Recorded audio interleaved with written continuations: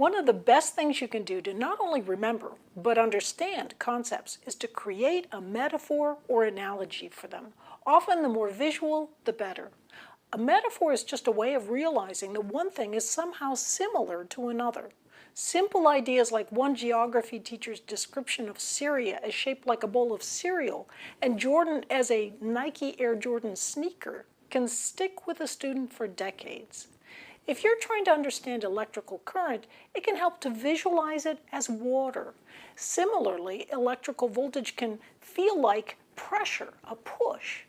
As you climb to a more sophisticated understanding of whatever topic you're concentrating on, you can revise your metaphors or toss them away and create more meaningful ones. Metaphors and visualization, being able to see something in your mind's eye, have been especially helpful not only in art and literature, but also in allowing the scientific and engineering world to make progress.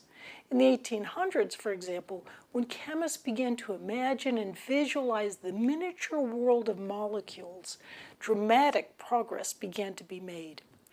Here's a fun illustration of monkeys in a benzene ring from an insider spoof of German academic chemical life printed in 1886. Note the single bonds with the monkey's hands and the double bonds with their tiny little tails. It's often helpful to pretend that you are the concept you're trying to understand. Put yourself in an electron's warm and fuzzy slippers as it burrows through a slab of copper, or sneak inside the x of an algebraic equation and feel what it's like to poke your head out of the rabbit hole. But just don't let it get exploded by an inadvertent divide by zero. In chemistry, compare a cation with a cat that has paws and is therefore positive, and an anion with an onion that's negative because it makes you cry. Metaphors are never perfect, but then in science all models are just metaphors, which means they break down at some point. But never mind that, metaphors and models are often vitally important in giving a physical understanding of the central idea behind the process or concept you're trying to understand. Interestingly, metaphors and analogies are useful for getting people out of Einstellung, that is, being blocked by thinking about a problem in the wrong way.